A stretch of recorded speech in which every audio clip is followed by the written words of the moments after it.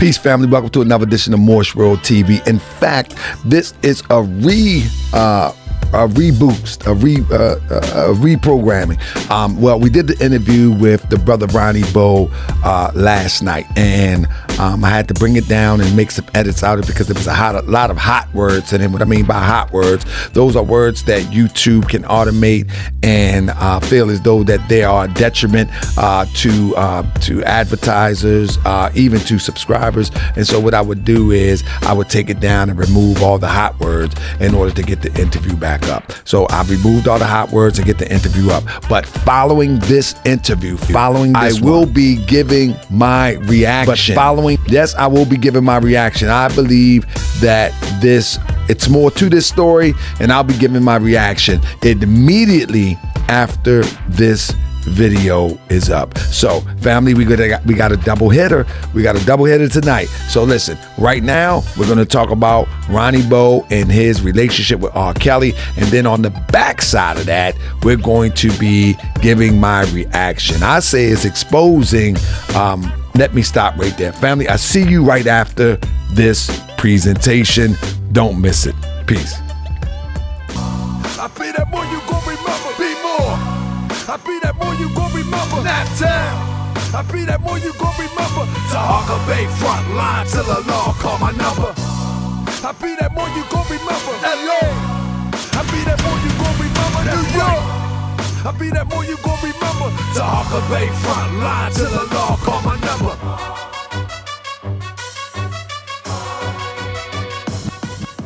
Good goodness of gracious. We got a brother who spent some time in Diddy, spent some time in the institution, if you will. In college, you know, we call it college here. He spent some time in college with Robert Kelly. Yeah. He spent some time with Robert Kelly, and he's going. Oh, y'all don't know who that is. Now y'all don't know Al Cutton. Now y'all gonna deny Al Cutton because they didn't charge him and accuse him of some things. Now you don't want to claim the Cutton. Anyway, we're talking about R. Kelly, family. I mean, we talking about R. Kelly. Let me get a few. Page said, "Let us know how to tell the difference one day, GS. We don't know more politics." Listen, I have a channel that's called Noble Temple Podcast. In fact, I was live on there today. Maybe Crip can throw you a link in there. On that channel, I decipher and separate what is real Moorish science and what is pseudo Moorish science and what is weird Moorish science. You hear what I'm talking about? So you can go there and check it out. I'm not going to smother Moorish World TV with that type of information because we started the channel off that and we metamorphose and unfold to bigger and better things. Man, once you get people like, if y'all not familiar, Rick Kettles on here, Lord Jamar, and now we got Ronnie Bo on here. When you get names like that on there, we can't go back and deal with these little crazies. You know what I mean? We got to keep it pushing. And so tonight, family, without no further ado, let me bring Ronnie Bo up in the building. Brother, I appreciate you taking the time to come to the podcast, Moorish World TV. Now, I'm meeting you for the first time. Thank you so much. And for all those who have not heard of you, because I've known that you've been stomping hard.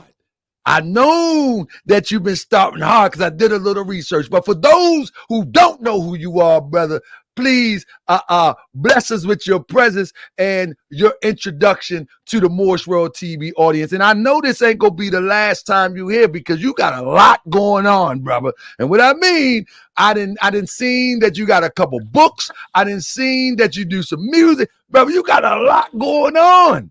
Good goodness of gracious. Anyway, brother, let the people know who you are, brother. I'm a new Moor.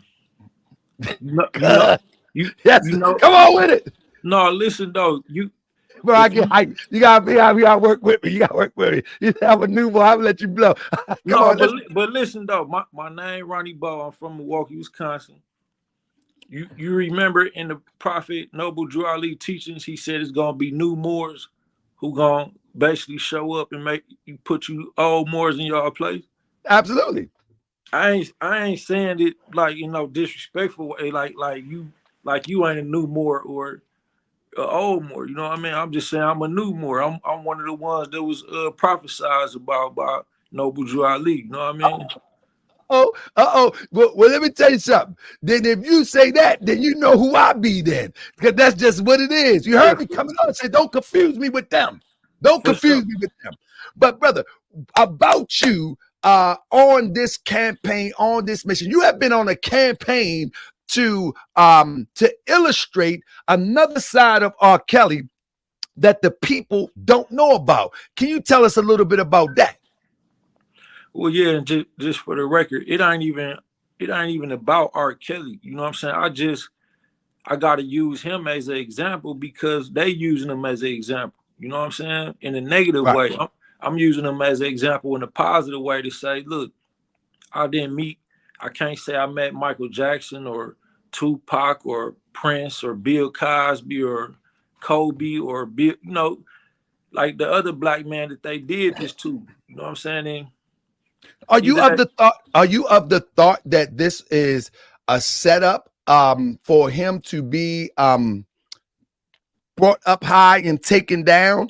Um, but before we get to that, because I think that's going to go on to in the future question, tell us about how you came in contact with Robert Kelly, your journey into meeting R. Kelly. I got indicted in Chicago, and in the Northern District of Illinois is when you get indicted in Chicago or anywhere around Chicago, you end up in MCC Chicago, the Metropolitan Correctional Center.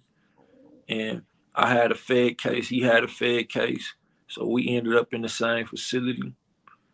You know, I was there a little before him, so I got a chance to establish myself there before he got there. By the time he got there, with me being a book author and hearing what was going on with surviving R. Kelly, I wanted to be the one to put a book out about his side of the story. You know what I'm saying? Because there's always two sides to every story. Some people only take one into consideration, but I wanted to put his side of the story out to the public. So I knew, he was on what y'all call, well, what I ain't gonna say y'all, but what the public know as protective custody. In the feds is administrative detention. So I was just shooting for, and rooting to get him up out of there, and somehow, some way, he ended up out of protective custody, and I got to meet him a few times, What, in general population. when they where was what this was Chicago a Fed Yeah, downtown was he Chicago. sent just so we can paint the picture, was he actually sentenced yet or was he waiting for court? No, he wasn't sentenced. He still wasn't sentenced when I left there May 2001. He still wasn't sentenced Okay, yet. got you. Okay, so he was being held in and waiting for trial basically. Yeah, I was there with him for about 21 months though, and I was on the same unit with him for like 30 days. Okay, so you spent approximately 30 days, give or take, with him that day. How did you befriend him? Did you say, or whatever the case, I'm trying to use the language, how did y'all begin to interact? Did you literally say, okay, he's on protective custody, let me see if I can get him off, or was it a collective effort by Yeah, those who knew he was there? I won nobody important in Chicago federal prison. You know what I'm saying? I was like plugged with important people there. You know what I mean? But I just, like, God is my witness. Anybody who was there at the time from Chicago know that I was, cool with every car, which means the Latin Kings, the GDs, the Vice Lords. But I was on the car with the GDs because my upbringing was GD. You know what I mean? But Right. I just I was throwing that out there to everybody, like, I don't think he did it. We should try to get him on general population. You know what I mean? That should be, you know what I'm saying? It'd be a good experience for everybody for one. And then I'm a book author. I want to try to write a book, you know what I mean, on his side of the story, see what's really going on, you know what I mean, from his perspective. You know what I'm saying? We know the perspective of everybody else. What they say about him is all mostly bad shit. You know what I'm saying? I wanted to put out, you know, his side of the story. You know what I mean? Yeah. So when he was in protective custody, what was the process to get him from protective custody into general population? And like I said, I like to paint a clear picture, because most of us have never been in that type of situation. You know what I mean? Prison, jail, or something like that. So what is the process to get somebody from protective custody into general population? Well, from my understanding, your lawyer got a petition for you to be in general population to the jail because it's a security risk for the jail.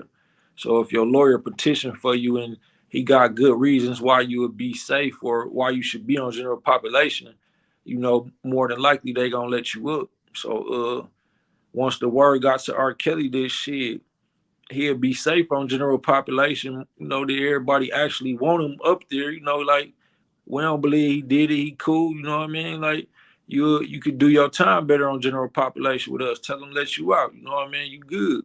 So Right. I guess once he felt comfortable, he told his lawyer going to put the petition in, and you know the petition went through. He was good.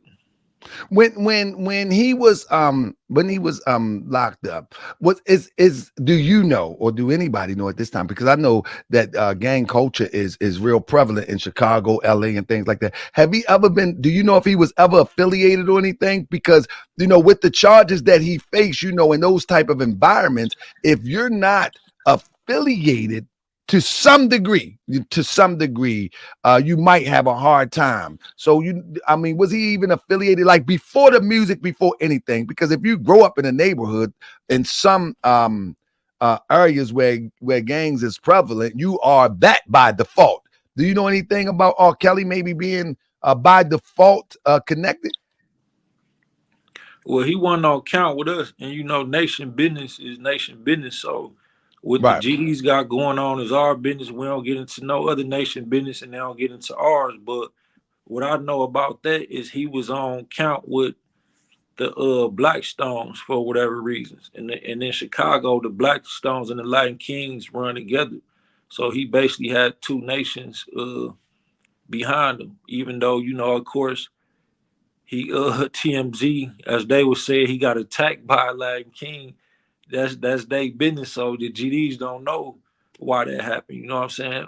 When I Right. asked the ones who was, you know, moving and shaking things in there why that happened, you know, they basically said we didn't give him permission to do that. So he couldn't come back on general population. That's why if you look into it, they sent him somewhere else. I don't know where he went after that, but he couldn't come back on general population after that. You know what I Oh yeah, mean? and they said that he took a nice little L with that attack, according to the reports. Um, were you around him during those attacks, or were y'all in separate locations? How did that happen? No, by that time, that was during the COVID pandemic. They had moved me to Unit 6, and he was still on Unit 19. But yeah, we were still in the same building. And during that time, like I thought it happened because everybody was frustrated with R. Kelly at the time. Like during the COVID pandemic, it was people coming up there protesting on his behalf. And around this time, they was just letting us out of our cell. Like first, we was on 24-hour lockdown, couldn't come out for phone calls, showers. As extreme as it's gonna sound, we couldn't come out for nothing, basically. You know what I mean? But around this time, they was letting us get twice a week. They let us out for phone calls and showers. You know what I mean? And so when people would come up there to protest for R. Kelly, they would cancel that for us. So we couldn't come out for calls or showers, you know what I mean? So everybody was like trying to get a message through to R. Kelly, like, bro, whoever that is, somehow tell your people stop doing that. It's fucking up everybody calls. We can't shower, like, and then like it happened like 3 times in a row after that for the same reason. People kept coming up there to protest for him, and then next thing we heard it. Jeremiah Farmer, went in his cell and whooped his ass or whatever. You know what I mean? But Right. that even at that time, bro, like Farmer said himself that the government wanted him to do that. You know, his case was a real big government case. You know, that Lion King case was big, and the government was actually leading that case. You know what I'm saying? So it's kind of a bogus case for them, but I mean, it could be believable because I know his people didn't give him the pass to do that. And then it's like how they had us locked down. Like, how did you get in his room at that time anyway? But it probably was the best time to do it because everybody was frustrated with him.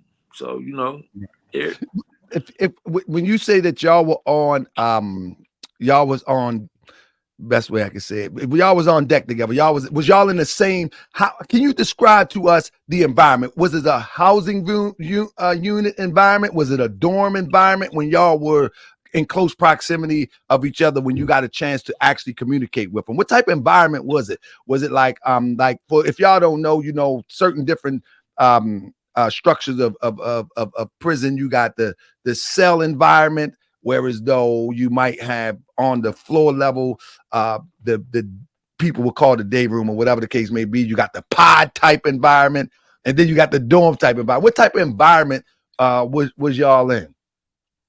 Well, it's only 2 dorms in MCC Chicago. That's unit 23 and 21. I've been on 23 before, but R. Kelly was on unit 19 for most of his time there. I think probably at least 90% of his time there, he was on unit 19. And I was only on unit 19 with him for 30 days. And it's like you said, housing unit 2 to a cell, you know what I mean? But yeah, it's really like a dungeon, you know what I mean? Like a lion. Yeah. Do they have like a day room or something like that when y'all was communicating? How was that? How was that? Yeah, it's a day room. Yeah, it's a day room on the units. All right. And so how did you break ice with Kelly? Because how did you? Because I think if somebody, if someone in spot, we call it Baltimore, man, in the spot, somebody in the spot come up to you and start just trying to break ice to talk to you about the obvious, you know what I mean? They kind of look at you, they definitely would look at you sideways without a doubt. You know what I'm saying? How was that breaking the ice? When I first met him, he probably already heard my name because I was asking people, like, it was one of my guys who I knew in Chicago, named Keith Davis. He was actually in the hole at the time, and the hole in protective custody is the same thing. So he was a cell next to him, you know what I mean? And he was already telling him, like, man, my guy Bo trying to get you on, you know what I'm saying, on general population, basically. But the first time I saw him was in the medical unit. He had already made it to general population. He was on unit 19. I was on unit 15 at the time. And they called us both down at the same time. So we in the medical unit together waiting on, you know, sitting in the lobby together waiting on doctors to call us. But I basically introduced myself to him. And it was funny because my girlfriend or whatever, you know, at the time, she had just wrote me like a couple days before that and said, I seen on the news R. Kelly in MCC Chicago, that if you see him in there, tell him I love him or something like that. So, right. So when I saw him, I told him that, like, bro, my girl just wrote me, told me if I see you, you know, tell you she love you. And, you know, he got to laughing, and then I told him who I was and told him well, one of my favorite songs of his was, and asked him to sing it, you know what I'm saying? You asked him to sing the song, bro? What song was that, bro? On my dead brother, God Is My Witness. The first time I actually saw him, I asked him to sing Heaven I Need a Hug. Cause that's some shit I play when I'm really going through it, crying and shit, you know what I'm saying? Like, right. I gotta be going through some deep shit though. Like when I was on the run from the Fed, like that was my motherfucking theme song to help me get through that shit. You know what I'm saying? Did he actually? I don't even know the song, but I'm gonna Google it when I'm done. Did he actually sing the song? No, on my dead brother, he sung the song. Oh Bro, man, he sung. I sung it with him though.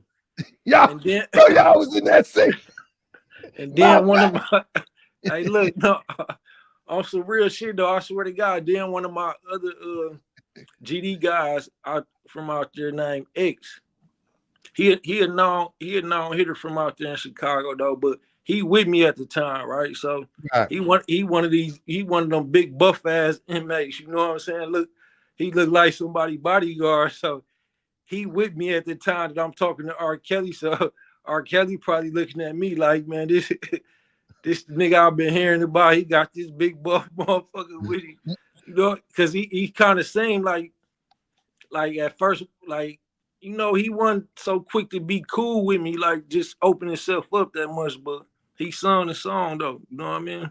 Yeah. And so after that, how long after that before y'all was on 19 together? I had went to the hole during the COVID pandemic because I actually sued the BOP for the Federal Bureau of Prisons for this incident, but they tried to make me go in a cell with this inmate that he was like 90 years old, bro, and people dying in here, right? So it's like I'm already knowing my position, like y'all are really trying to set me up because you would get somebody who would die like naturally in jail, and then the cellmate would get charged with murder or whatever. You know what I'm saying? It didn't have nothing to Mm. do with it.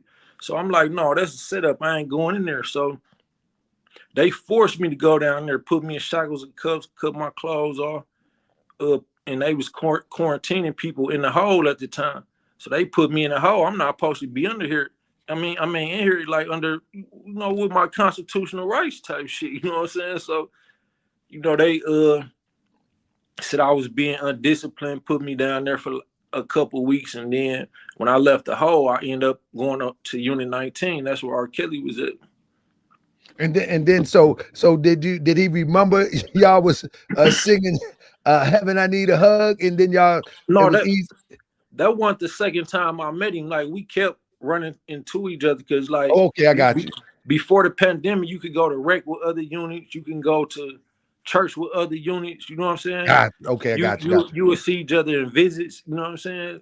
Like it was movement going on. So we were seeing each other multiple times throughout the 21 months, but we was only on the same housing unit for 30 days. You know what I mean?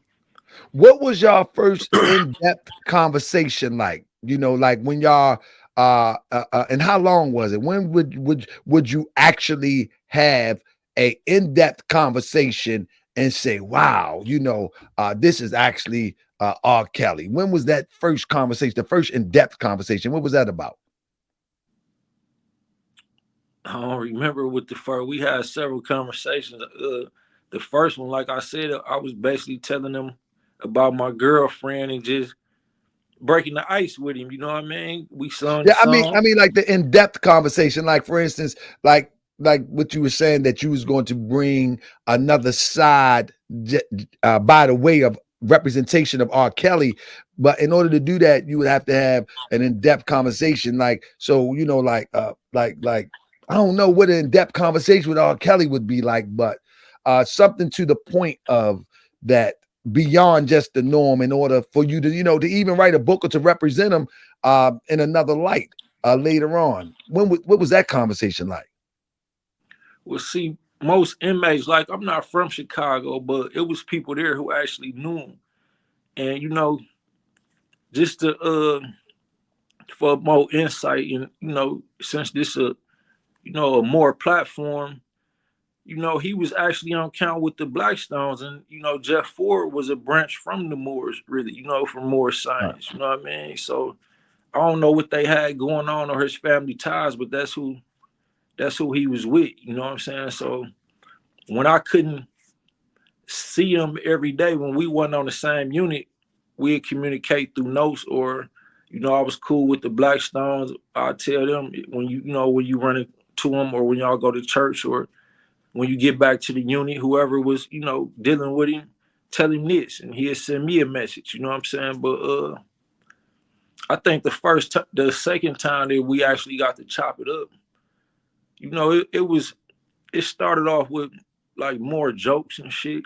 You know what I'm saying? Like more jokes. Basically, like we got off into you know, when you in federal prison, like the shit that we take or the most people who may be watching may take to the heart, we play about. So I asked him like, man, what happened with you and Jay, bro? I heard Jay whooped your ass basically on the tour in Madison Square Garden. And, you know, he get to laugh and basically he really had a sense of humor. But then, you know, he got up, we just chopped it up about the situation like all the way through, like what was really going on. And other times, you know, when I actually got on the unit with him, most of the talks was really about like me helping him with his case and me trying to write the book on his, you know, side of the story, you know what I mean? But it was other times, you know, we'd get to talk about personal shit like industry shit, like do they really expect you to sacrifice a loved one type shit, you know, like deep shit just to see like, you know, this what we hear. We, you know, I'm not a celebrity. I never been in your position, but do that shit really go on? You know what I mean?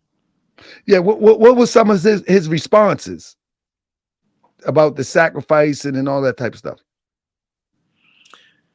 He was kind of like standoffish about it, bro. But you know, if I throw shit out there that I know, or I ain't gonna say no because I don't even know for sure, but I hear from, you know, people who got certain ties or, you know, some shit you just hear off the internet from publicity. You might want to ask a question based on that. But, you know, he really didn't want to get too much into details about nothing. You know what I mean? He'll, you know, throw shit out there. I'll throw shit out there to just see what he'll say, you know what I mean? But it's certain things he did tell me that it's like, I don't know if I should reveal that because he still got shit going on. You know what I mean? Like he in the process of his appeal right now, and you know it just I don't want to, you know, be the one to hurt him. I get what you're saying. How is it that that you being locked up with him, right? And you're going to represent another side and just through R. Kelly, you know, how the system treats you and all of that.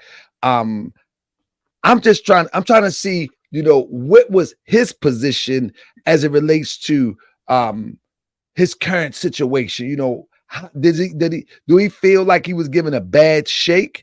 Do he feel like he was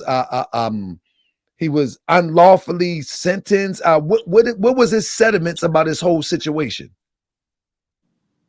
He felt like he was being fucked over for certain reasons. You know what I mean? Like the this government or whatever you want to call them. You know what I mean? They got two main industries they fuck with and target, like specifically. One is the entertainment industry, the music industry, and then it's the streets. In the streets, you sell your soul by snitching. You know what I'm saying? In that industry, it get a little deeper than that. You know what I mean? But both ways, like it's informants who probably did way more worse shit than me. You know what I'm saying? I done did at least 10 years of my life before. They probably ain't never did no time because they worked with them. They could just tell them about another crime and get off. You know what I mean? So, I mean, in the industry, it's kind of similar. You know, it's certain reasons why certain secrets ain't supposed to get out. You know, certain people share certain secrets together. So, But what exactly did he divulge anything to you about his experiences um in the industry, his relationships? Did he divulge anything that you know that would enable you to give him another light before the public, as you expressed in the beginning? Like I ain't really hearing like anything that he said that's like that would give people a different opinion about him. Is there anything that he shared that would give people like, hold up, man, hold up, um maybe he was a railroaded or something like that? Is there anything that he said? No, not really. I mean, it's just like you don't know me personally. This is our first time really communicating directly. But man, I probably heard things about you. You know what I mean? You researched me. Obviously, you probably heard things or saying things about me that you may want to question. But I never met R. Kelly personally until MCC Chicago. So what's speculated in the media, people say anything in the media. I never was one of the ones who looked at him in a bad light anyway. To No, say that, I'm saying R. Kelly though. R. Kelly, because you had a communication with. I'm saying, is there anything that he shared with that's you? that's what I'm saying. It's nothing that he had to share. Like I never looked at him the way that the public looking at him right now. I got you. I I got you. looked at him like shit. They did this to Pac, Kobe, Michael Jackson, Bill Cosby, a lot more motherfuckers. So I always looked at him like you probably another victim. So I've seen the documentary. I heard the publicity. I'm not looking at you like that. You know what I'm saying? I never was the one. He never had to say nothing to make me look at him different because I never looked at him no different than I did before I met him. So what was an average conversation? What was the average conversation like that y'all had? Um, about within the 30 days, you know what I mean? A typical conversation. Well, R. Kelly was really like any other inmate. You know what I'm saying? When you got shit on your mind, shit you been through, your ups and downs, you want to chop it up. You know what I'm saying? I done chopped it up with things about him. And one thing that I asked him, like, as far as like the industry shit, my mama wanted me to ask him about a song he did called I Wish, the one he did by himself, where he had a skit in there. He was talking to his mother from the sky, and he was saying it's hard, ma, but I want out. You know what I mean? And she quoted a scripture from the Bible saying, "What good is it for a man to profit the whole world but lose his own soul?" So he basically confirmed in the video. He was basically trying to tell people, like this shit going on. You know what I'm saying? Like I want out of this shit. You know what I mean? Yeah, this ain't what I signed up for, basically. You know what I mean? So that's another reason why I look at him as a real person. You know what I mean? He didn't even have to share that with me, but you know, we in the dungeon together. We both facing time. We can't where we at our lowest. I don't know what that brother went through or what he had to do in particular, but he basically confirmed it. It shit go on where, you can do certain things and you really feel like you sold your soul. You don't feel the same about yourself no more. Like something you could never get back. Did y'all actually become cool, or was y'all just cordial? No, we was well. I don't know. I guess cool and cordial the same thing. I mean, No, what I mean, we never became like brothers. Like no. you know What I what mean I'm by saying? what I mean by cool, right? Say for instance, if you in the situation, and I don't know if y'all went to the yard together, walked the yard together, or I mean, when the doors pop or the cells pop, the first thing you do is like, what up, Kels? What's going on? You know what I mean? Or you know what I mean?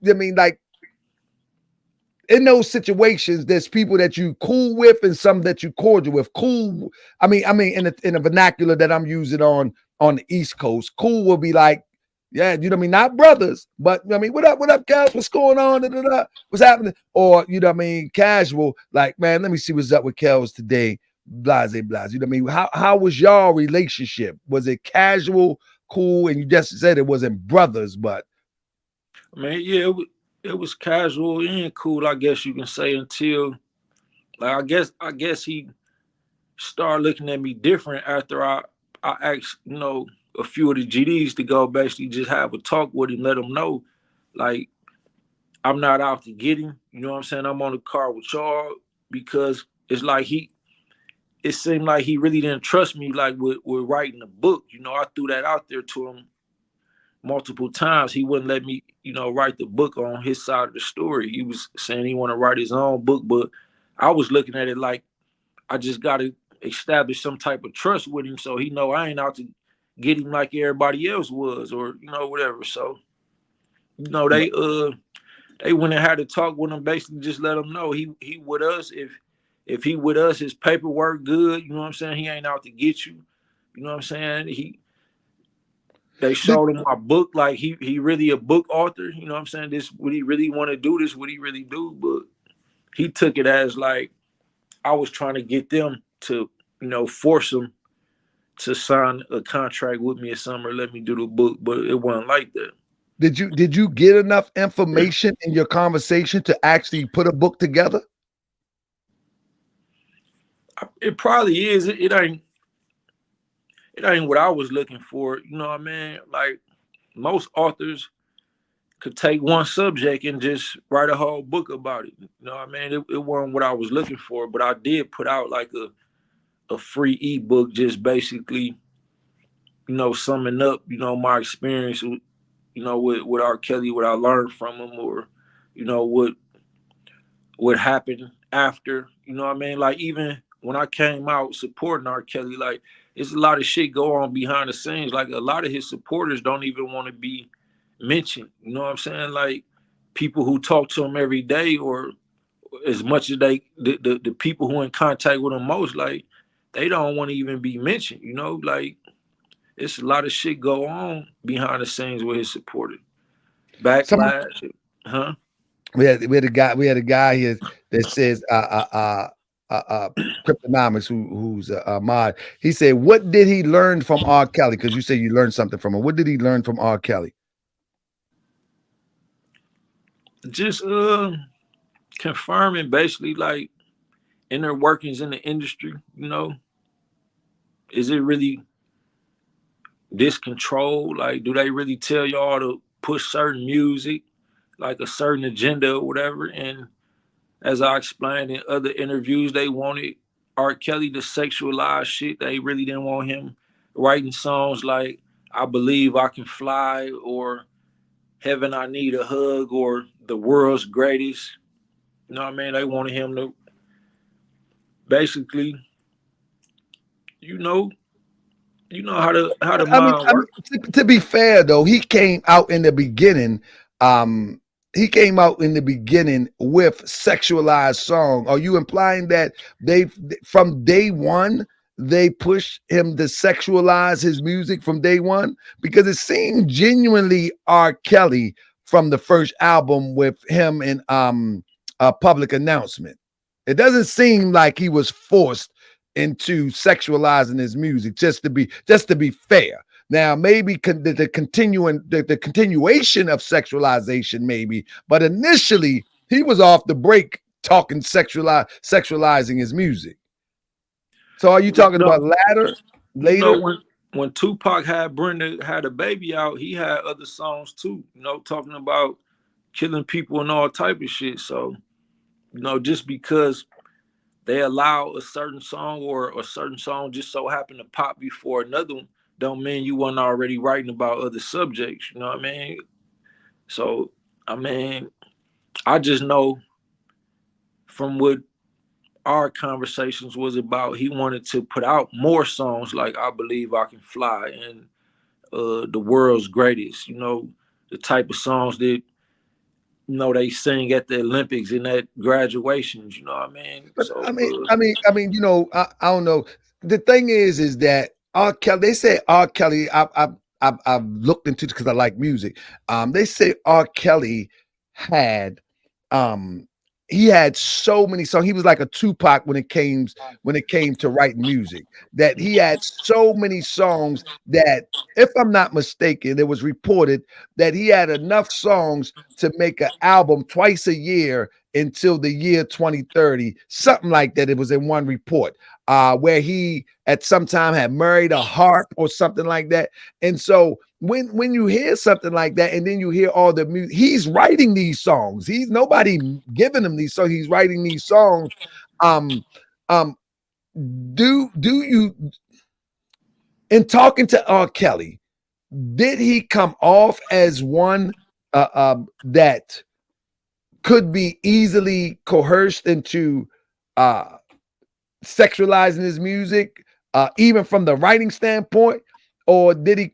I think he's very creative and artistic when it comes to writing music. How did it come off to you? Man, he can write a song about anything, any situation. You know, a lot of times he just come from out of nowhere. Sometimes it's singing some songs you probably already heard. Sometimes he singing new songs about a certain incident that just happened in jail. You know what I mean? That's, you know, he kept the inmates uplifted like that as well with his creativity. That's how creative he was. Like anything he get to singing about, you probably should write down because it sound right. You know what I mean?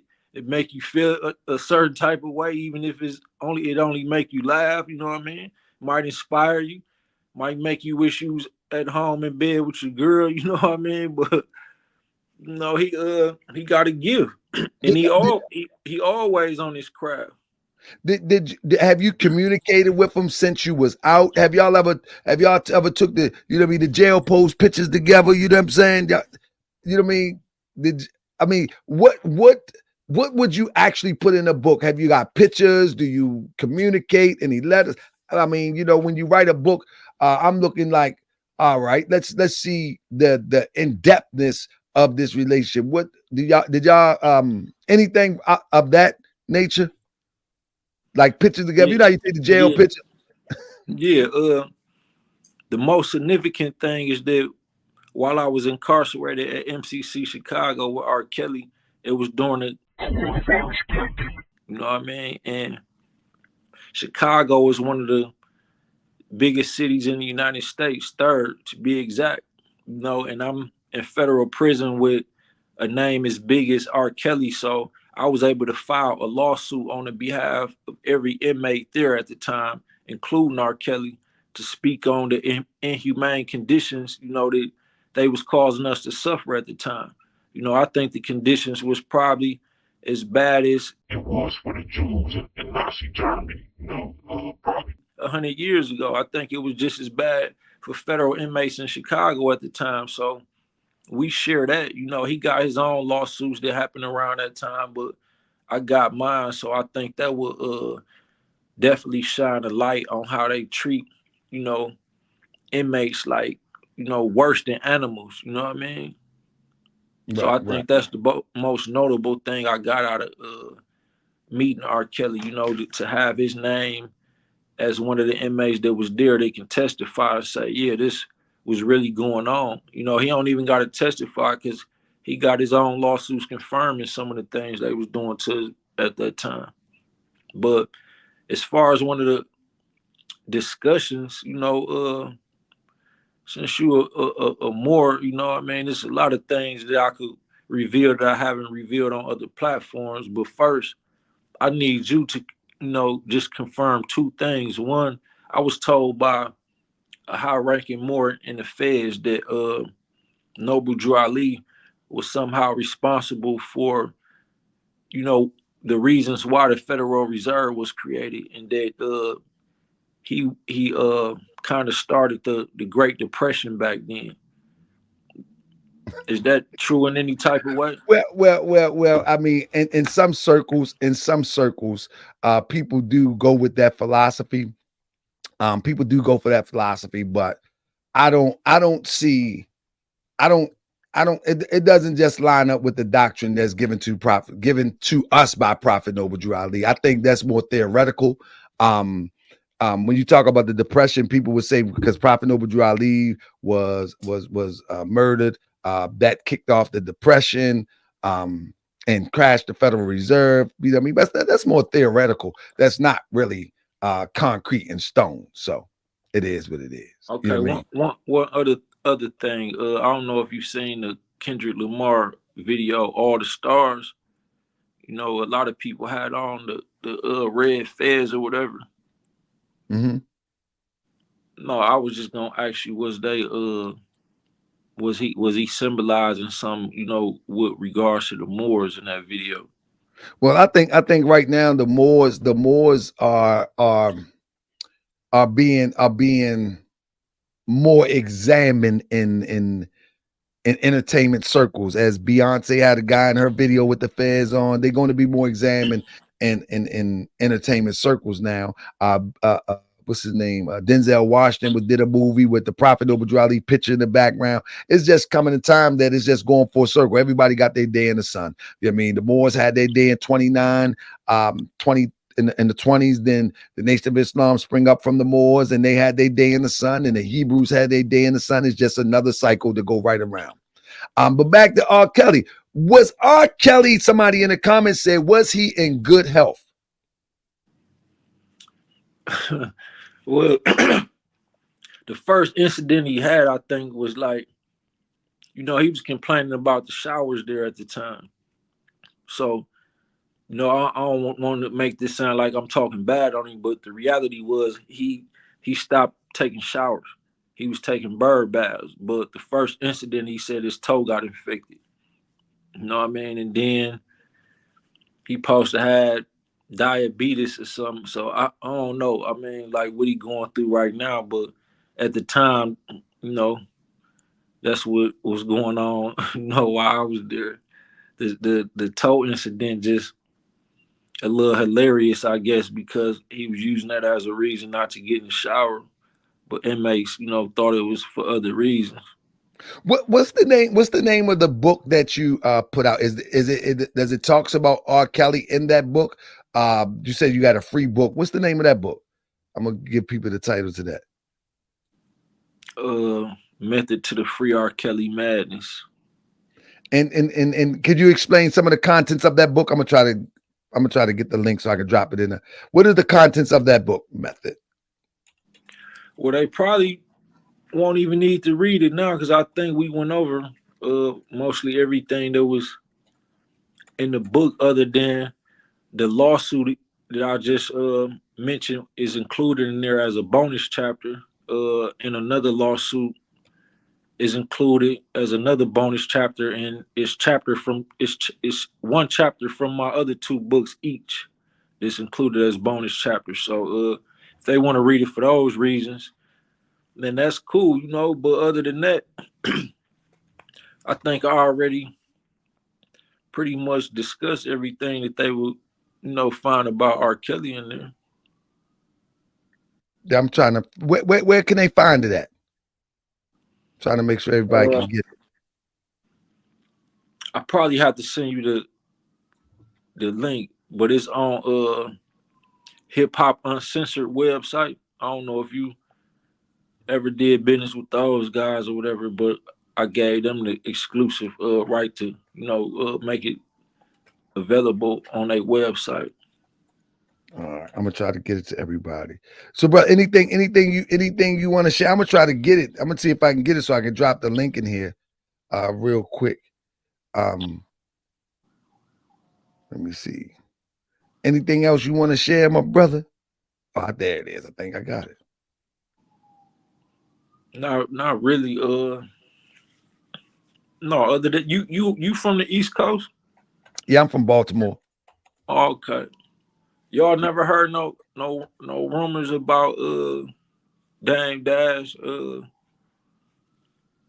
basically called Jay-Z a pedophile before, so he got a lot in common with R. Kelly because they got into it over Aaliyah, and he was referring to Jay-Z situation with Foxy Brown. Y'all never heard that over there? Now, my thing is, I'm not really familiar with anything that Dame Dash have said, but I mean, I follow hip hop pretty close, so I mean, you know what I mean. I pretty much, I'm a half 100 plus one, so I seen the whole game. You know what I'm saying? I seen the whole game. But I'm not familiar with that.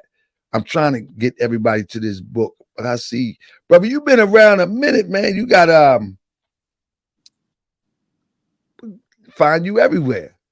I don't see the book though. But anyway, I try to get the book to everybody if I can. Hold up. There we go. Here it is right here. All right. Here's the link, family.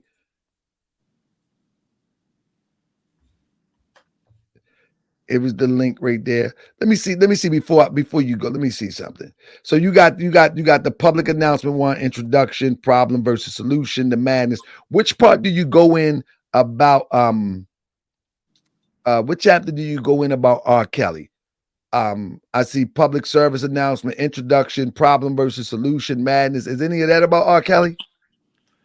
I think all that's about him up, in the chapter from my other book. It mentions them another chapter from one of my other books that's included as a bonus chapter. But I think most of the actual book, other than the bonus chapters, is all about R. Kelly and my experiences with him or whatever. And what chapter is that? I'm gonna just read the abstract out of uh uh uh for the audience real quick. Let me see. Believe that he could be actually be free with such victory would shine light on the government. Oh, so are you of the thought that it was a government corruption that led to him in there? And what do you feel about the accusations? What do you feel? Not what he said, but what do you feel about him being married to Aaliyah? How do you feel about that? I don't feel no way about it. I know what was going on based on what R. Kelly told me. That was a publicity stunt from Barry Hankerson to try to make Aaliyah more popular in the music world and more significant, basically. Now they got a marriage license though. Yeah, I that mean, was part of the publicity stunt. I'm finna make a marriage license myself or have one of my scammers do it. I'm gonna make one with Beyonce and try to see if you know. no, for real though. This marriage license was actually filed in the county, if I'm not mistaken, in the county of Cook. It was actually literally filed. It wasn't not but listen what I'm saying. It literally was. I can pull it up in a minute, probably. It was literally filed legally, and it was the clerk. It was actually paid in order to file it, and that Yeah, was an yeah. I investigation. don't know if that's true or not, but I know from uh what I know and what I saw that it was never signed. Who signed it? Aaliyah or Kelly? Nobody signed it, right? No. The thing is that on a marriage certificate, I can show it to you. Give me a second. I got it right here. I So forget. so so who signed it? The clerk, the county clerk signed it. Hold on one second. Let me get it to you. Yeah, it was actually signed. Absolutely, it was Well, signed. But I mean, I'm not here to argue well, that. hold I'm on. just saying, what do you feel about that? I thought it wasn't signed, so I mean, I never felt no way about it. Like, I mean, well, shit, when I was growing up, shit, I was taught that age ain't nothing but a number, and then now it ain't nothing but a thing. You know what I mean? So I didn't know what to think about that when it was going on because these songs influence us to think a certain way, and I was probably younger than Aaliyah at the time, but that's what they was teaching us. Age ain't nothing but a number, but shit, No, man. but Kelly was like 28, 27, 28. Yeah, when I met him, he was basically saying that's not true. So I never I'm, felt no way about it. That's what I'm saying because I I got never you. probably looked at it how other people look at it. I'm about to show you right now. I just wanted your opinion on it. Actually, it ain't a big deal with me. Um, I got it right here. I'm about to pull it up for you. Let me see. Bam. Uh, Let me. All right, here we go. So this is it right here. Bam.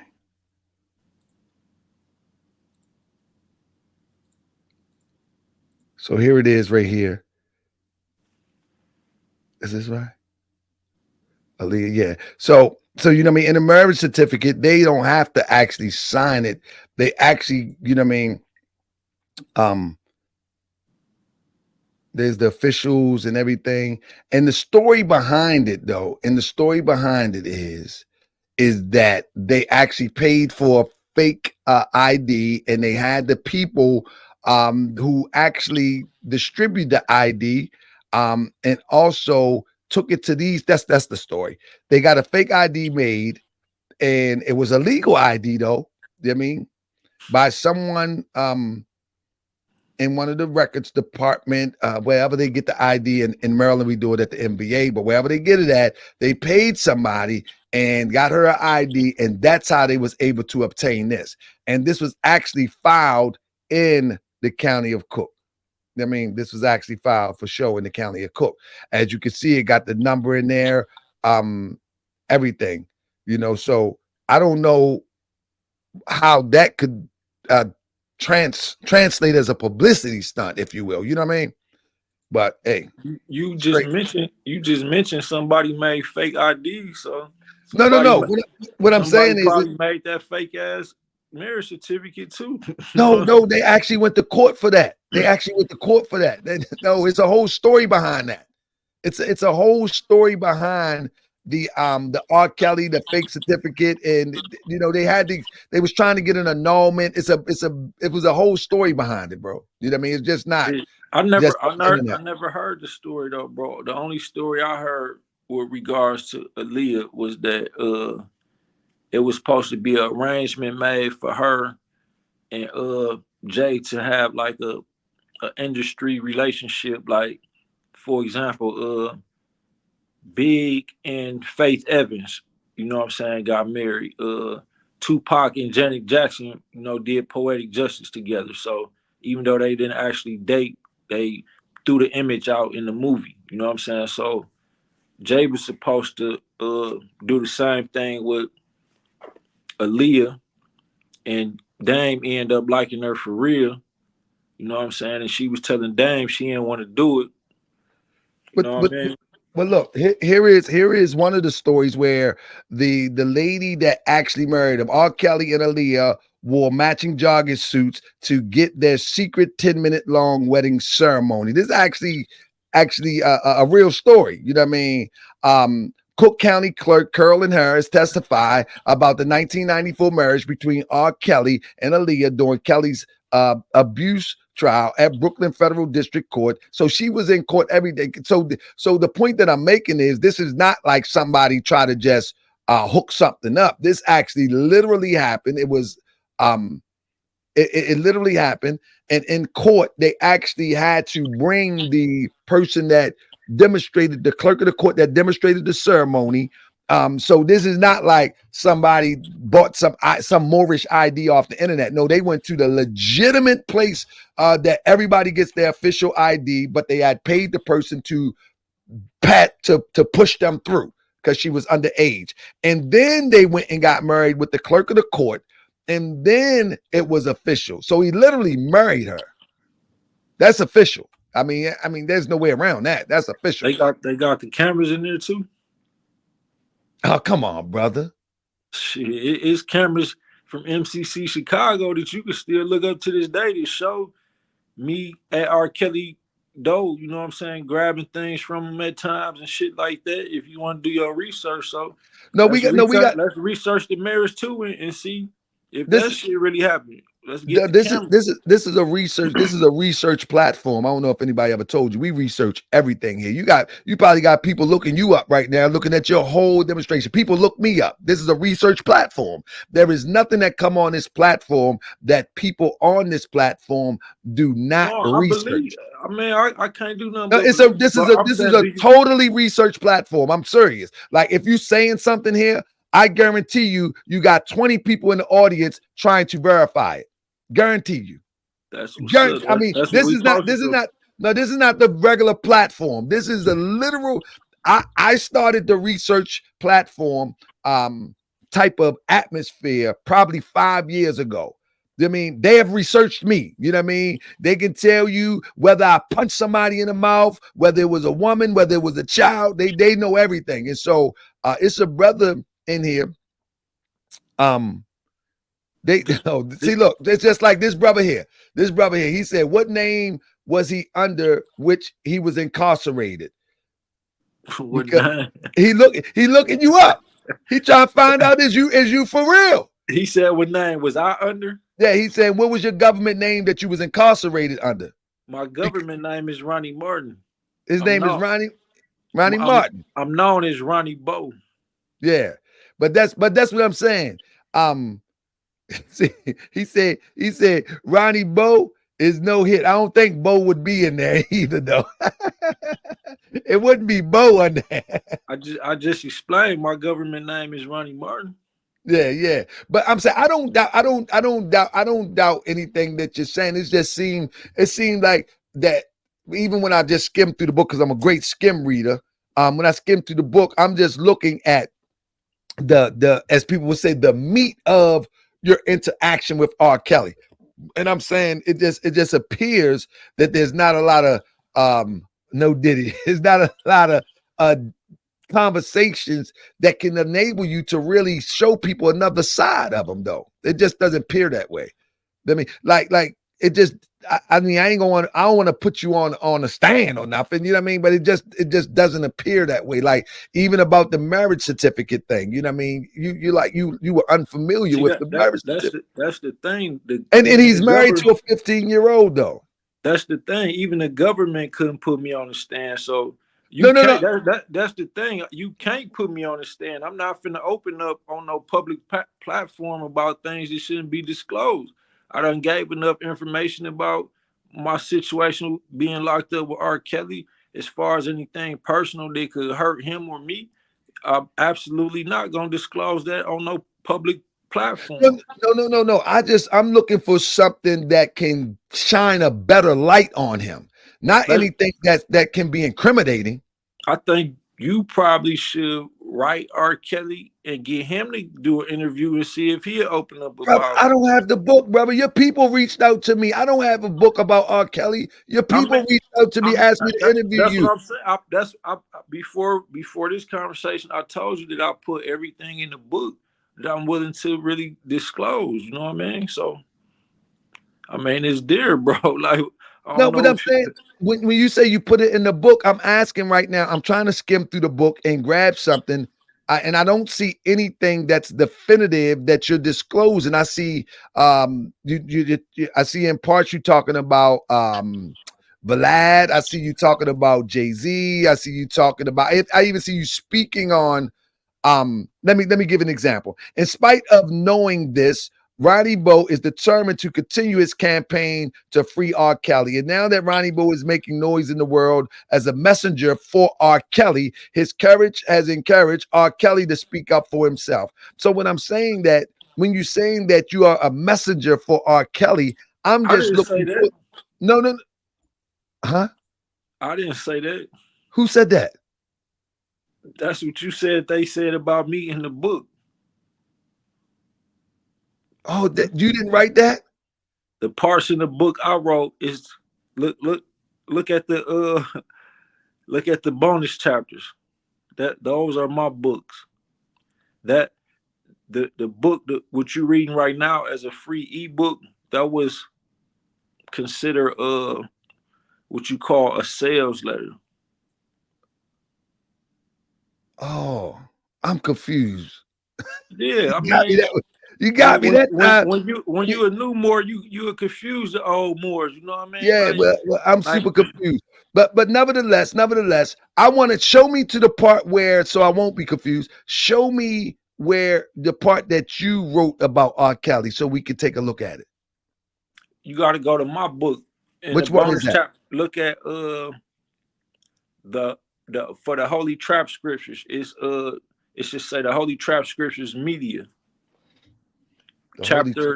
chapter 7, I think. All right, let me see. The Holy Trap. Let me Yeah, see. The media, right? yeah. All right. I want to. All right, and I'm just trying to get some clarity because if I'm gonna do an interview, I just want to make sure it's right and exact. I don't want to give people fluff. You know what I mean?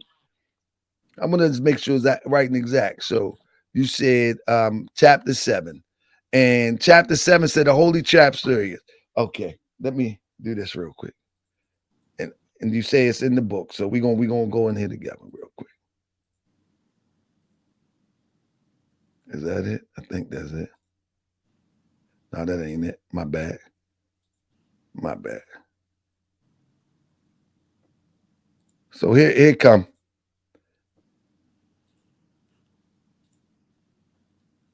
I see. I can't see it. Hold up. Let me see. I'll try it like this. Let me see. Right there. Here we go. So it said, why is everyone so concerned about what's going on in the media? And that's the Holy Trap series. Where should I slide down to? I see you say they saw Lil Wayne wearing tight pants. They spend most of their money trying to buy something. How far should I go? Just keep going, just keep scrolling until you get like to the enlightenment. No, it might be something coming up now because it's certain part. Keep scrolling. All right. You say Keith delivered the message and Kels was convinced. All years up in there somewhere. Okay. You said the gangsters gave me the green light, and I'm not only referring to gangster disciples, the Vice Lords, Black Stones, Latin Kings, and all had love and respect for me. They all assured me that Kels would be safe in general population. That's what you said here.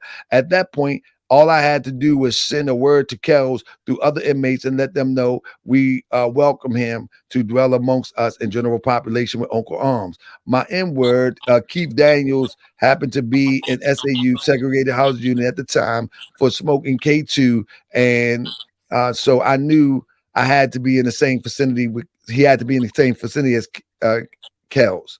I sent a kite to Keith asking him the Kels know the good fellas in GP, general population that is, welcome him to join us, that his time will go much smoother in general population. Keith delivered the message to Kels, was convinced. All right, and with the help of fellow inmates, we had all convinced correctional staff to offer Kels the privilege of being in GP.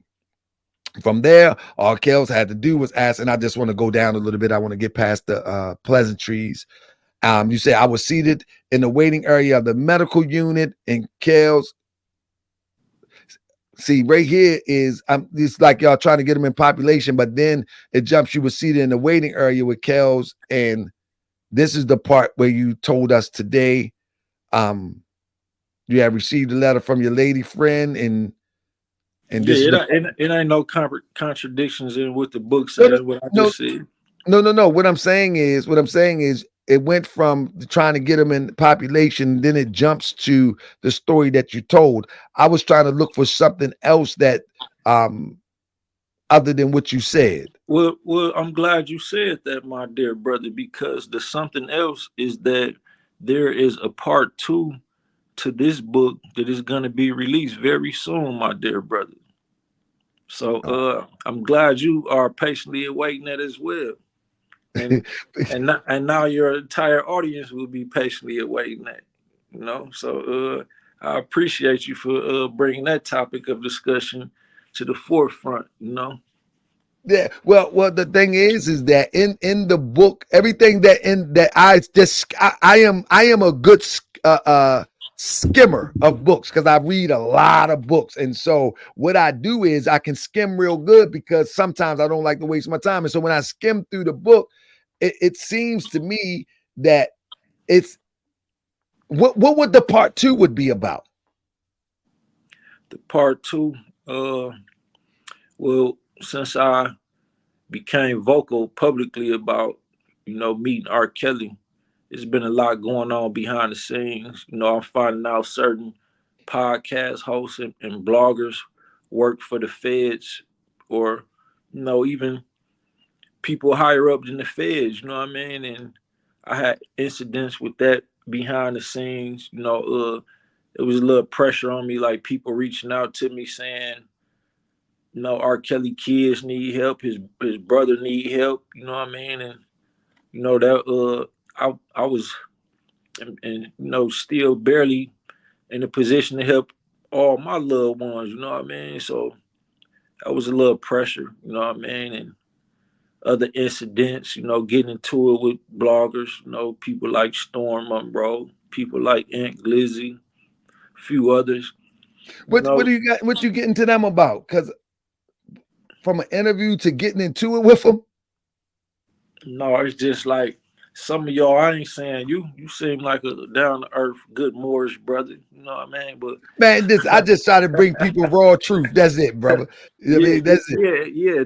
That's what I want to do. But they like I end up getting shot, you know what I'm saying, shortly after I got out the feds, and I had been speaking out about R. Kelly and Jay-Z. So the bloggers was saying we should paint the picture that Jay-Z put a hit out on your head. But I'm telling them like, no, you know what I'm saying? For one, I'm still injured at the time. It's like I don't want to do no interviews, at least not at this moment. And I definitely don't want to say that. But one of them put allegations out like that anyway. And then the others wanted me to do interviews based on pushing that narrative. You know what I mean? So that's when I found out this shit ain't about truth, it's about views. You know what I mean? Like people don't really want it. Well, the people who listening probably want the truth or just want to be entertained. But you know what I'm saying? Most of the times the host or the blogger, it's just about views with them or pushing a narrative. I mean, of course, let's be clear. Of course, it's going to be about views for a lot of these bloggers. I mean, even for me, I'm gonna need some views in order to get the message to the proper ear. You know what I mean? But I'm not gonna reconstruct the narrative. I mean, I'm gonna give them what you give me, and then I'm either gonna verify or disqualify if necessary. You know what I'm saying? One thing about Moorish Science Temple of America has taught me. I mean, man knows not by being told. And so one of the things that I do on this platform is I go and I look at stuff, and I like organic interviews. That's why I didn't talk to you much before the interview, because I love organic interviews. I want to just come straight off the clutch. But I did do some research, and I find that you definitely have made your rounds. And in talking to you, I'm still in the middle of the road as to how do we see R. Kelly in a better light? Because I think that's what you mentioned at first. And so when you What light do y'all see him in now? The no, I see same that thing. I see he Like, married a look, 15-year-old. you a conscious brother, but Right. I just want to say this, right? If it wasn't for the prophet Noble Drew Ali, you know, people today will still be worshiping the white Jesus. People still do today. My Right. grandma, she like 82 years old. She still have these little pictures of a white Jesus. Who painted that? No. That's not my point. My I'm saying point who, is I know that's, but this is my point. I'm saying who painted that picture to our people? It's the same. It's the children of the people who painted this shit of Michael Jackson. You yeah, know I what I get that. mean? They I get painted the that. picture of Kobe and Pac. You know what I'm saying? Why they can't be the same one that painted the picture of R. Kelly? That's what I'm saying. I've never looked at him in no bad way. I hear the surviving R. Kelly shit. That's what I they never want to watched paint. that. I never watched the Surviving R. Kelly because I've like I said, I've been following music, I've been following hip hop for a long time, and some of the stories that I didn't heard, what I didn't want to put visuals to it to put it into my digestive soul. So I never even watched it, not once. I didn't even peek at it, not one time. But I will tell you that the the image of him urinating on somebody, is that real? Or that's made up too? According to you, I mean, you're representing him in some shape or form. I wasn't there, bro, but you know, I mean, we talked a little bit about that, but you know what I thought about, what come to my mind when I think about that is what he told me as far as sometimes they'll drug you up at certain parties and you be doing shit you don't remember, and other people been done did shit right in front of you. It's like you better not tell what you saw them do or that's your ass. You know what I mean? So you know, when I think about that before I think about the tape. You know what I mean? I never really saw the R. Kelly tape. I was shit probably 14, 13 myself back then. You know what I mean? I never seen it either, but you know, I've heard so much about it that it would appear that I actually seen it. You know what I'm saying? But I've heard so much about it, and I'm just asking from your perspective. You know, you got the tape where he's supposed to urinate on somebody. You got him being married to a 15-year-old. You got other young sisters that claimed that they was held captive, couldn't go back to their parents. You have parents saying that young girls could not go to their parents. And I'm just saying that if you're saying that, okay, I had an experience with R. Kelly, and this is the R. Kelly that I met, as opposed to what you heard, whether right, wrong, or indifference, true or false, this is the R. Kelly I met. So I'm asking, who is, paint the picture of the R. Kelly that you met that changes the narrative of what they paint him as, is what I'm saying. Same picture I've been painting. He down to earth. You know, he got a sense of humor. He don't act no better or no better or worse than nobody else. You know what I'm saying? He never gave off the persona to no inmates that I'm R. Kelly, I'm the biggest name in the building. You know, he was very humble, and he seemed like an honest guy. You know what I mean? That's how I look at him, and I mean that's just how I look at him. I'm really not trying to convince the public that he great or nice or that he innocent. I just know what I know of him. You know what I mean? They could believe what they want to believe about him. That, you know what I mean? Me and him, you know, I don't, shit out what he eat. You know what I mean? So Have you communicated with him since you left? Have you wrote him a letter, call, anything? well, yeah, last year, I was communicating with him through his people. He got, like I said, he got close associates. Some of them don't want to be mentioned.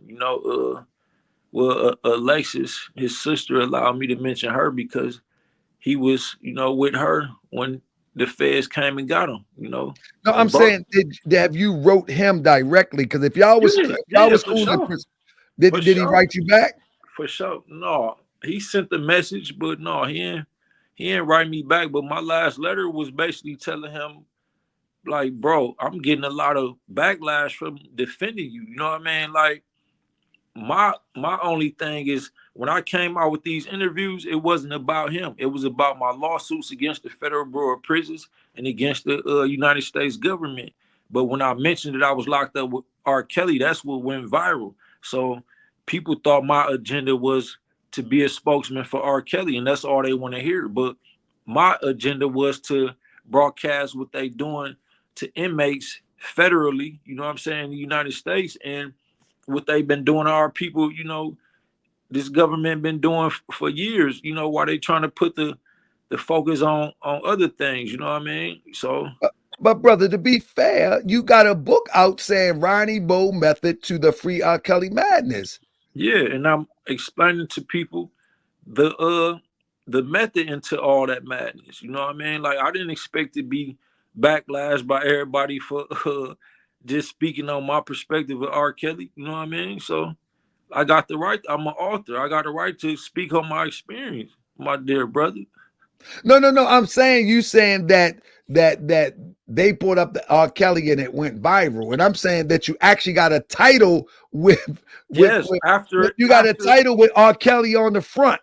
After it went viral, months after it went viral. Oh, so once it went viral, you begin to pivot off of that. That's no, look, I did an interview that was like an hour, right? For 8 minutes of that hour, they asked me, like, towards the end about R. Kelly. So that 8 minutes is the clip that they put out first, and that clip went viral. Nobody was concerned about the other 50 plus minutes. You know what I mean? So right. That's what I'm saying. That's when the bloggers started reaching out or whatever, and and that's what I'm trying to say. And so that's when you created this right here. After that. Yeah, months down the line. So this is what I'm telling you. You can't. It's hard to wrap my mind around that you saying that they're now that okay, that you did an hour interview or however long it was. In the last few minutes that you spoke of R. Kelly, they highlighted that. Of course, they're going to highlight that. That's a good marketing tool. But it seems like on the backside of that, you actually did the same thing that they did. You actually got a whole book with R. Kelly on the front. I never said that wasn't a sales letter, right? I said it's a sales letter, right? No, I'm just saying. Hey, no, brother, what I'm saying is, listen to me, King. What I'm saying is that you said that it wasn't never about R. Kelly. That's what you said. No, it wasn't never about R. Kelly. But on the backside, you literally produces a whole book saying Ronnie Bo Method. Because y'all made it about R. Kelly. You didn't want to You didn't want to. I'm speaking in general of bloggers, these host podcasts. I got you. Yeah. So okay, that's what y'all want to build on. Let's, I'm a master builder myself. I feel you. So, this is what I'm saying. This is what I'm saying. Let me say this. I really appreciate your candor. I really appreciate your patience. And please don't think I'm antagonize you. I'm actually no. I'm actually playing to the questions and the answers and what has been revealed so far for the audience to get a full picture as to what's really going on. Now, with that being said, somebody told me to ask you, hold up, I just asked them, should they free L. Kelly? Like, if I had a choice, I would ask them to free Larry Hoover first, and then I would probably say R. Kelly. But if I had to pick, I would say free Larry Hoover first, and then, well, no, not even R. Kelly second, probably Jeff Ford. You know what I mean? Free Jeff Ford, then R. Kelly maybe. Right. If somebody said, bring me on. I was locked up with R. Kelly too. I think they calling cap, brother. The audience calling cap, man. This brother ain't capping, man. They calling cap. Everybody calling cap. That mean, so I think that was it. Let me say, who was that? Romello, man. Come on. You was rolling when he said, can I come on tomorrow? I was locked up with R also. I mean, then you got Tell him come on now so we can see if he was locked up with him. All right, let's open the mic up. Let's open the mic. Brother say, tell you come on. You can hit the link now. I think that'll be an interesting question and answer. Please don't disrespect the guests. Please don't disrespect the guests. You know what I mean? We all men and women. We don't do disrespect. We don't call names. We don't curse at each other. We don't do anything of that sort. I will remove you and block you if you disrespect the guests. But a respectable question is all right. You know what I mean? So if you want to come on, y'all be hiding in them little shadows of the comment section. I just put the link out and you're welcome to come. Now, let me ask you a question. When is your next the next project? Is it the part 2, or what other things do you do? Like you say, most of your work is not even about the R. Kelly. What else do you do, brother? Well, since the bloggers and the underground media was saying that Jay-Z put a hit out on my head, I'm gonna feed into that publicity. Come on, bro. You gotta stop this, man. No, I'm gonna just tell people what really happened with that situation and feed it. The topic, that's what they want to keep saying. So that's gonna be the title of the book. You know what I mean? To capture their attention and then tell them what was going on in the midst of that. I might throw out. Bro, that's clickbait. That's clickbait. That's clickbait. That ain't, because you know what clickbait is, right? No, it's not clickbait, because I'm gonna go into depth about the situation and really tell them, since did somebody try to pop at you because of what you put out, or was that a separate situation? I don't know why they tried to pop at me. Shit, I got shot. The underground media was saying Jay-Z put a hit out on my head, so oh well, run with that narrative. I ain't said nothing. So you don't know what happened, but you're gonna run with the narrative that's a possibility. No, I ain't saying I'm gonna run with the narrative. I'm saying, bro, that might be snitching though, if it's true. That's what I'm saying. I'm playing with you. That's what I'm saying. I'm not going. You know the stop snitching thing started in Baltimore, right down the street from my house. Emerson and Pulaski, right down the street from my house. That's where it started at. The stop snitching started right there. Tall Pals. That's right. Skinny Suge from Baltimore started the Stop Snitching campaign. Carmelo Anthony was there. Oh, that's where it all started from. So you might know you can't run with that, man. That's Jigga. No, I'm just playing with you. I'm not letting Black Lightning on, man. I got a brother that named Black Lightning. He gonna come on, man, and he ain't gonna, man. He just gonna drive you. Let me see what he got. Say Black Lightning. I'm gonna get you off here. You come talking crazy, man. Black Lightning. Islam, brother, Islam. Man, what you go here, man? This look like a setup, man. Come on. Black power. No, ain't no setup. I just want to ask the brother a couple of questions. Let me turn my TV down in the background because I don't want to.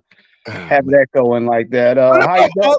all right, hold up. What about all of y'all was making the comments in Mhm. the comment section? Yeah, Why that's y'all why I'm ain't hit on the link? here. That's why I'm Why on y'all, here. Yeah, because R. Kelly, I thought in the interview, one of the interviews, R. Kelly said he could, he memorizes songs. He can't read and write.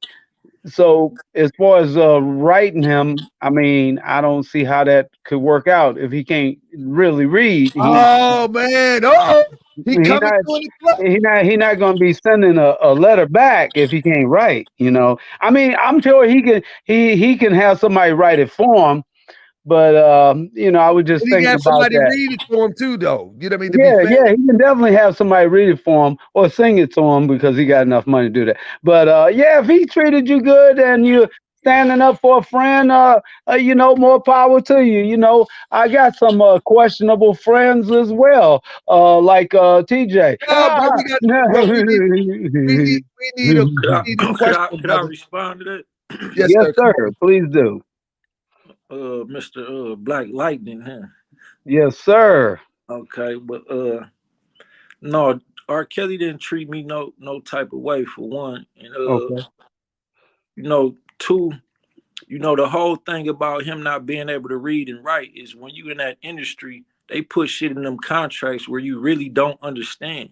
So he can't read and write on that level. You know what I mean? It's shit that you really not gonna understand. They could tell you, uh, it it sound like they saying we giving you $1 million deal, but they really saying shit. We're gonna spend $1 million on promoting you, and you're gonna be with us for the next 10 option period. So your next 10 albums owned by us, you know what I mean? So he can't read and write on that level, you know what I mean? But So what about technically, writing the songs? Well, I thought that was pertaining to him writing the songs. When I heard that, it was talking about him writing the songs and just singing them from memory, since he not like gonna write them down. well, R. Kelly is one of the greatest songwriters in the world, and he wrote for Michael Jackson and many other notable names. But Well, I'm just asking because that's what he had said. From what I recollect, he was saying that. And then also, as far as now, when you came upon the knowledge of him urinating on the young lady, I mean, you talked to him about that or what? no, that's just like I ain't bring up. They said you was at the Diddy party. I know who you is, Black Lightning. Once you at Diddy party, No, I'm a Black Panther. You have no clue who I am. I don't care who you are. I don't. I'm a Man, I'm a this I'm this a is about former GD, and I'm grind mode right now. No, But I'm current new Black Panther Party. So I no, gotta we get and with don't that's y'all. do Diddy. that's We But don't do Diddy but, but, parties, brother. but was you We at don't the do Diddy that up party? in here. I Like, heard you was at Diddy party. man, we not gonna get raunchy out here. But Ronnie Bo. So what other?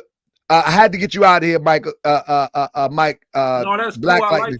I like that type of conversation. No, Like but I didn't want this to go off. I didn't want to go off the edge because you got other stuff that I have looked up that you got going on, and I really want you to underscore some of the other projects that you got going on, some of the other books. You got music, you got et cetera, et cetera. What other things that you have going on? What is your goal in literature, if you will? Is your goal to enlighten people on the corruptness of the system? Is your goal is to inspire people? What is the Ronnie Bowl goal? well, I just want to bring real back. You know what I'm saying? Like, for example, it's Black Panthers here in Milwaukee, official Black Panthers who I once looked up to until one of my lady friends showed me the one, the one who leading the Black Panthers here. He wouldn't help her with her lawsuit and her political case that he was helping her with at first because she wouldn't fuck him. I didn't even want to believe her at first because it's like I got respect for the Black Panthers, the Nation of Islam, but at the end of the day, I'm my own man. I stand on my own 10 toes, and once I see that shit corrupt too, I don't give a fuck about none of that. You know what I mean? I'm Ronnie Bo. You know what I mean? I'm a son of God. You know what I mean? I could do anything. You know, Jesus said in John, what was that? When he said you could do what I did and even greater things.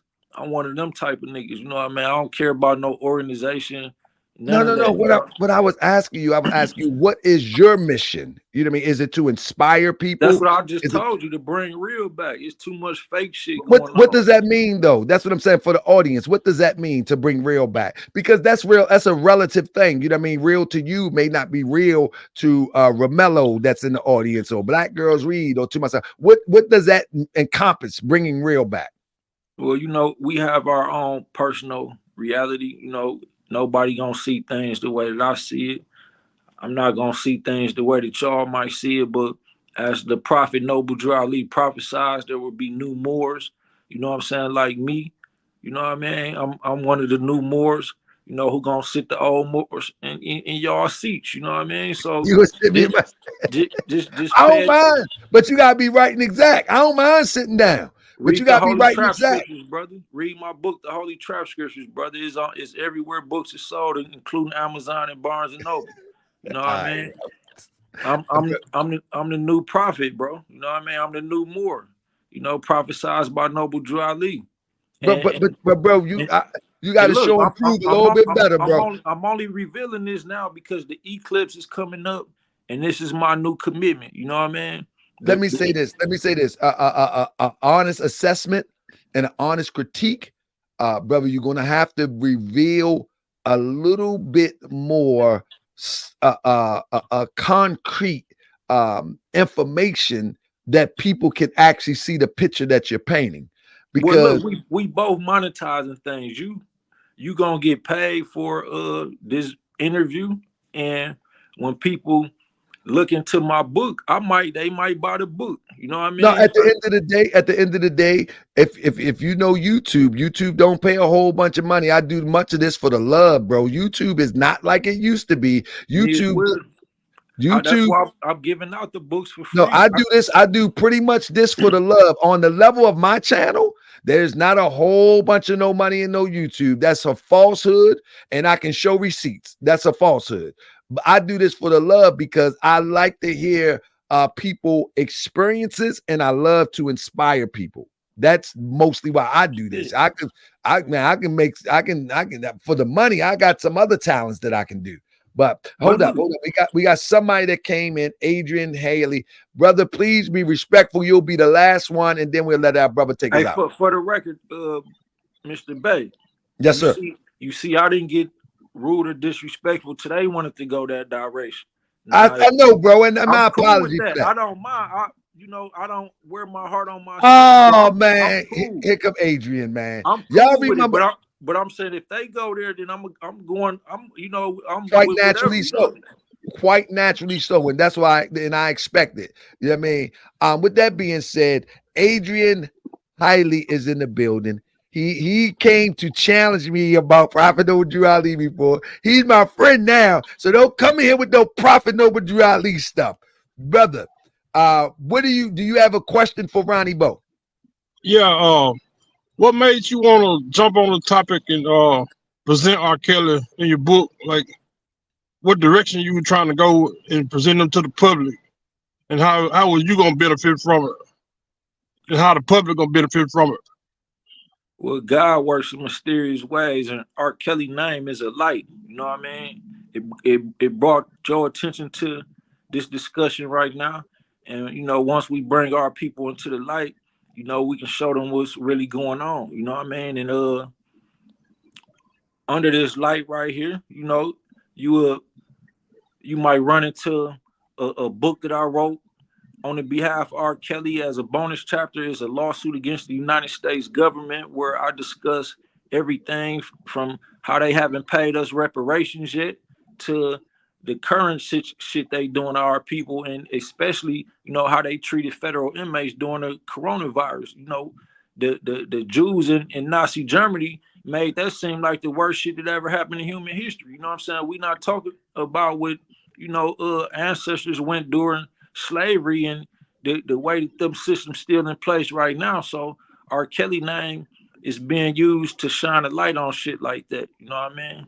And that's that, my brother. Let me ask you another question. Uh, you you have permission from R. Kelly to put the book out? He never signed a contract. And then, as I explained on other platforms, they was playing, spreading rumors saying that I tried to have the GDs extort him and force him to sign a contract. And the CEOs was explaining to me how I might as well, if am trying to get him to sign a book, I might as well leave it alone because that could be a whole new case. So I fell back from that shit, and we never got it done. But I can still speak on my own experiences. Oh yeah. But you don't think his lawyers them gonna try to come back at you with using this image and likeness and stuff?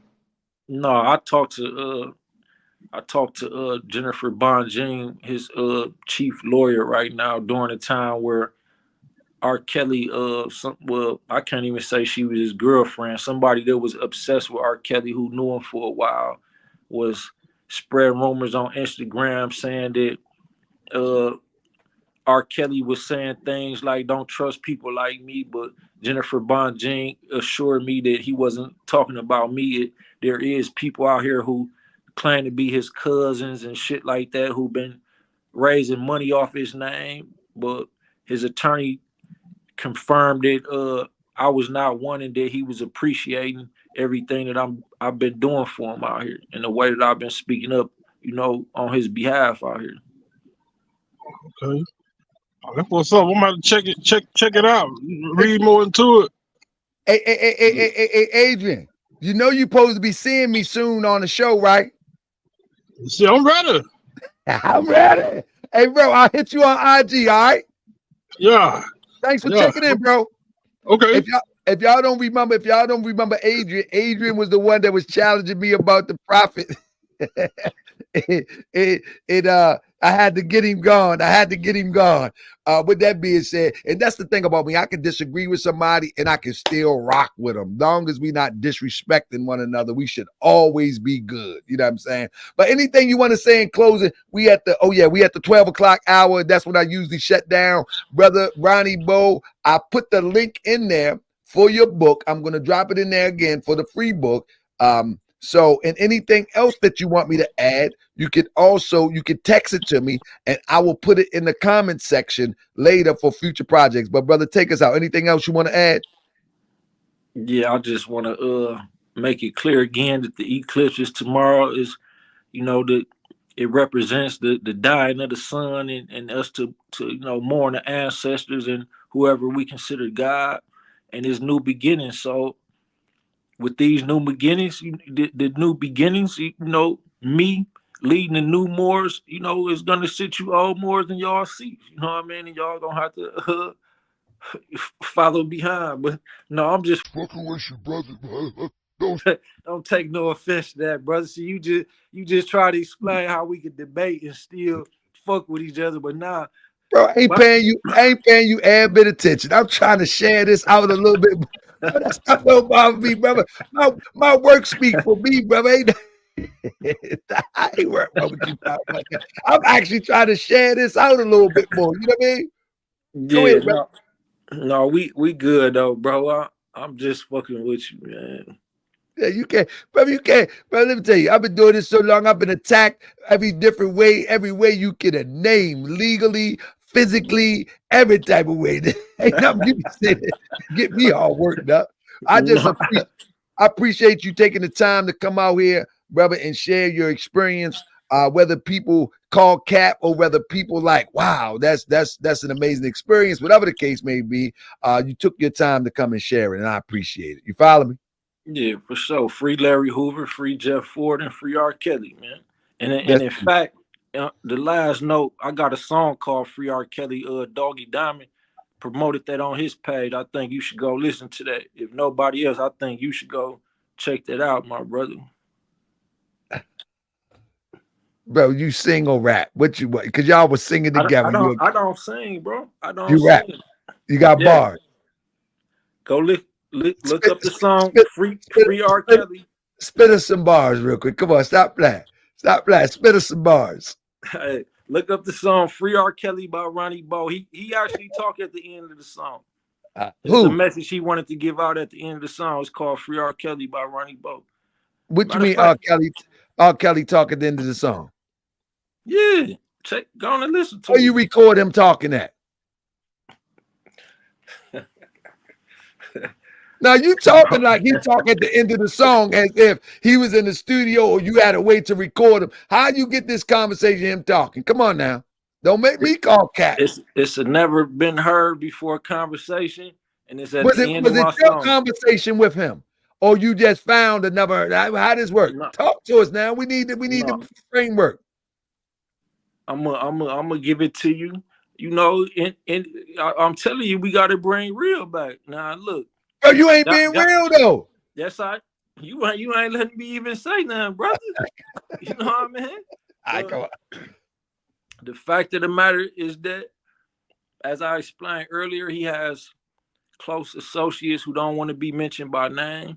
One of those associates had got off the phone with him, reached out to me, said he want the public to know this. Could you please, you know what I'm saying, get him, interviewed on this platform or that platform, or put this out there. You know, I asked her, could I put it on my song? If he got a problem with that or she got a problem with that, and she said, she gave me the green light. I mean, and you know, no, it's a never been I heard wish, conversation. I Huh? wish, I wish. I'm going to listen to it in a minute, though, brother. But everybody, go check his interview out with my brother Doggy Diamonds. I peeped a few clips from it. I'm gonna call Doggy Diamonds tomorrow. I need to get somebody to send me the link because it was probably about 11 months ago. I think it was. Yeah, so I got to try to find it. But with that being said, so family, I appreciate you, family. I'm about to close out right now. Thank you for joining me, my brother. I appreciate you. All right, Peace. peace. So family, how do y'all? I don't know. I don't know what to think about this one. I know he was dropping a lot of hot words in here that can get my channel struck. I know that. Talking about the doobie doos, and man, I don't know about this one, man. I don't know but this one. I mean, I don't know but this one. Man, and he came with recommendation, and I looked at him on other platforms, but it just seems like it doesn't seem. I'm not saying that his story is not accurate, true to his experience, but there was really, I mean, for what we cover on Moorish World TV, there was not much there of a story. If we can be honest, I mean, if we can be honest, there wasn't much there of a story. There wasn't much there. I mean, it just wasn't. I mean, no disrespect. There no disrespect to my brother. There wasn't much there of a story. Um, it appears to me that him and R. Kelly was in the same prison, but there is a slight chance that that there probably wasn't no communication. That's just my assessment. I could be wrong though. I mean, they say you made it for Entertainment Sunday. No, he came with a good recommendation. I watched a couple interviews. I don't know why. Man, y'all got me ready to delete this one. Y'all got me nervous, man. Yeah, y'all got me nervous on this one. Let me see something. Let me see what's going on, man. Let me make a decision, man. Cause see, I got to. If I'm gonna delete this, I got to delete this joint now. Let me see something. Let me see what's going on. Oh man, no man. I'm gonna leave it up for a day and see what the comments say. You know what I mean? I'm gonna let the comments say. You know what I mean? I'm a somebody said delete, delete, delete. How many people say delete? I'm not trying to clean this up. I think I'm calling cap. I'm calling cap to a lot of this. You know what I mean? I'm calling cap to a lot of this. Real talk. I'm calling cap. Yeah, I'm calling cap. This video seemed sabotageable. So with that being said, family, I'll be back tomorrow. I'll be back tomorrow on Moorish World TV. Thank you for joining me. Yeah, I'm gonna go ahead and delete this, family. I got to take the family advice. I got to delete it. It's gone. It's gone. It's gone. Family, appreciate y'all. Peace and love. We're about to turn up again tomorrow. Hope I see y'all tomorrow. Family, we will turn up tomorrow. I don't believe that he held back. I don't believe he had much to give forward. And that's just my opinion. All right. So peace and love, family. Let's do this again tomorrow. Peace and love.